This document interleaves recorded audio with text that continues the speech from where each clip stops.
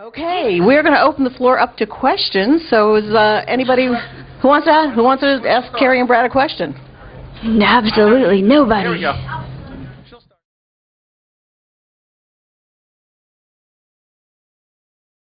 I went to dinner with little Jimmy Dickens.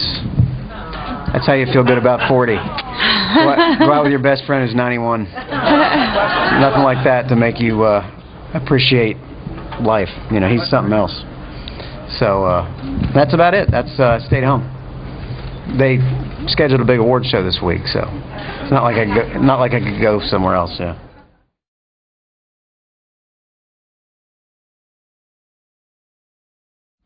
I busted a zipper during rehearsals 2 years ago. Right when she was supposed to walk out. Yeah, and it was like dress rehearsal time. I literally had like a 40-second change, and my dress did not cooperate, and I had to walk out and do the monologue like holding my dress together. But we switched dresses for the real deal and went off without a hitch. Yeah, we haven't had something happen. Most of our rehearsals for this show have been horrifying, and we feel like we don't know what we're doing, you know, don't you think? But we do that run through that day, which they have about 1,800 winners, couldn't be farther away in that arena. It's our test audience. It's crazy, it's a terrible test, because if they like it, it's too late, because they laugh later. They're so far away, and it always feels like this is the year they're going to say that's enough. You guys blew it. Sorry. They may after this year. They may.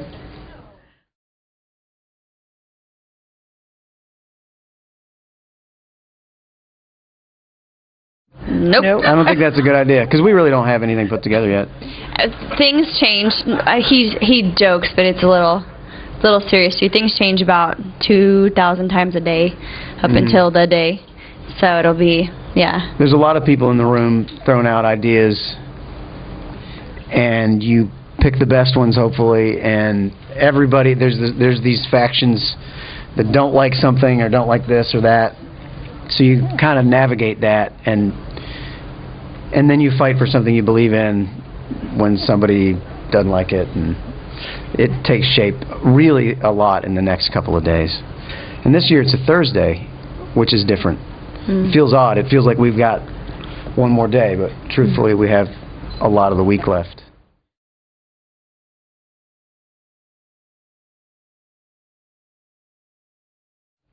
We sat down.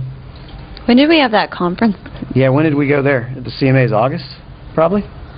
Yeah, I think around August. We had our first meeting talking about it. And then 2 weeks ago, out in California, we sat down again with writers and you know, people in charge of the show. And we've had conference calls and stuff like that as well.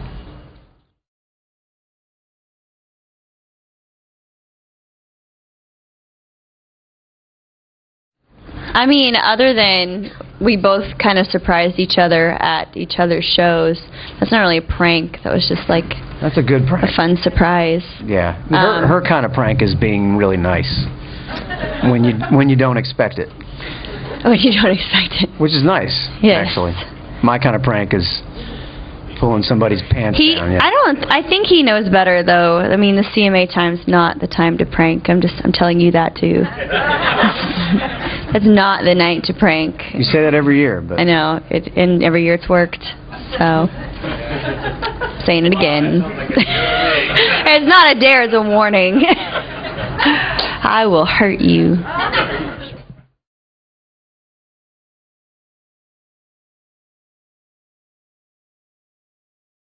Funniest was a few radio stations were mad at you. Yeah. In some of these markets that she did not say hello. Wondering why I didn't come by and say hi. You literally got those stations that, like, the PD was like, we were there, we came up on alcohol, we were there at the end of the show. She didn't even say hi, and it's funny. Not rude, everybody. It's not really me. No, but we definitely, you know, there was a section, ironically, the more you go back in the audience, the more they drink. Those closest to the stage probably paid more money for those tickets, so they're less likely to not remember it. They take it serious and maybe aren't blitzed beyond recognition. But the farther you go back, they get more and more drunk. And it's also the farther you go back, the more believable that is. And so, yeah, I mean, after about row 20, they were convinced. And I love the tweets the next day, you know, cannot believe Carrie did that. And then you started, right towards the end of my tours, when you started your tour. So what was funny was to see tweets to you saying, great show in Ottawa. Right. And tweets to me saying, tell Carrie thanks for coming. Yeah. It's like she was both in Ottawa and Phoenix, you know.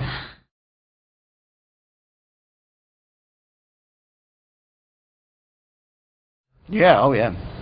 What did you, any of those that you've... That I, like, wish was mine? Mm-hmm.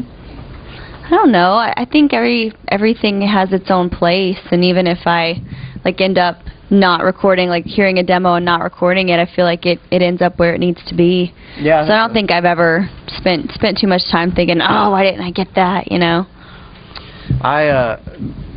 The one that really sticks out to me is one of my best friends, co-writers, is a guy named Kelly Lovelace, who is a neighbor, and we went to college together, and I'm not closer with many people in the world than him. And I was driving to the airport one day in the early 2000s and heard this song, The Impossible, on the radio, and then realized he wrote that, and called him and just said, you know, dude, you live next door.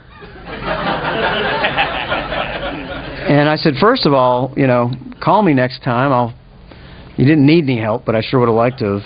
And second of all, you know, I didn't even have a chance. I never even heard that till it was on the radio. And he said, well, you wouldn't have cut that, would you? And I said, yeah, I would have cut that. So, but that was early on.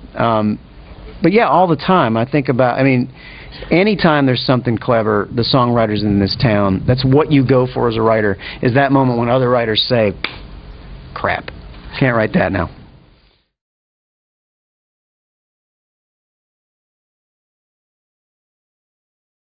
Well, first, I don't know how many changes I'll have, because I need to see, like, running order and everything, and how much time we have, and there's some stuff that we might be out there for and might not be out there for, so I'm gonna have to wait and see.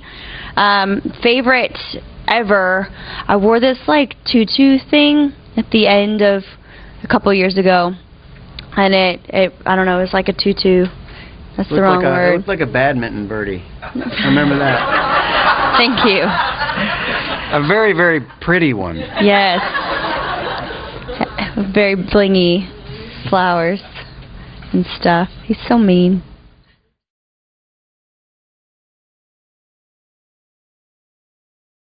There's a lot that you won't do. Yeah, I mean, it seems like it's fair game, but we're really careful about being able to run into whoever it is backstage and they don't want to punch you,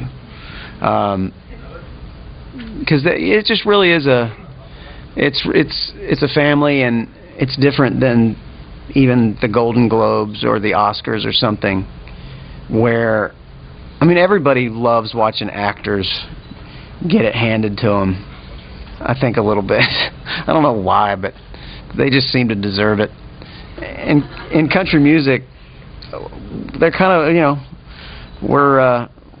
we're all of the same ilk, so it's sort of, you sort of make sure that you're, like, if you notice that joke talking about marriage, we're kind of making fun of myself when I say 32,000 days, and you're like 3,200.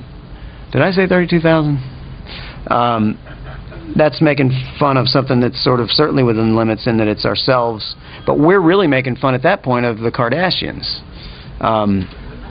you know, who 72 days was their big, you know, accomplishment.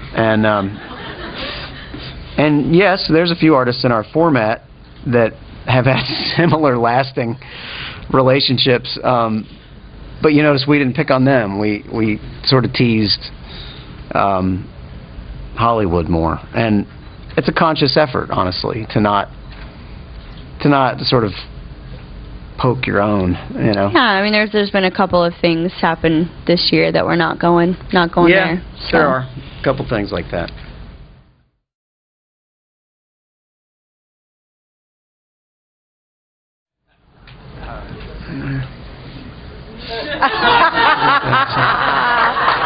So I don't know. I don't know what I'm going to be. Not really sure. Maybe like a Star Wars character or something. I'm not sure. I'll change out of my... Would you give this candy? That's my question. Anyway, you probably want us to leave. Yeah, let's go. That's our cue. Bye.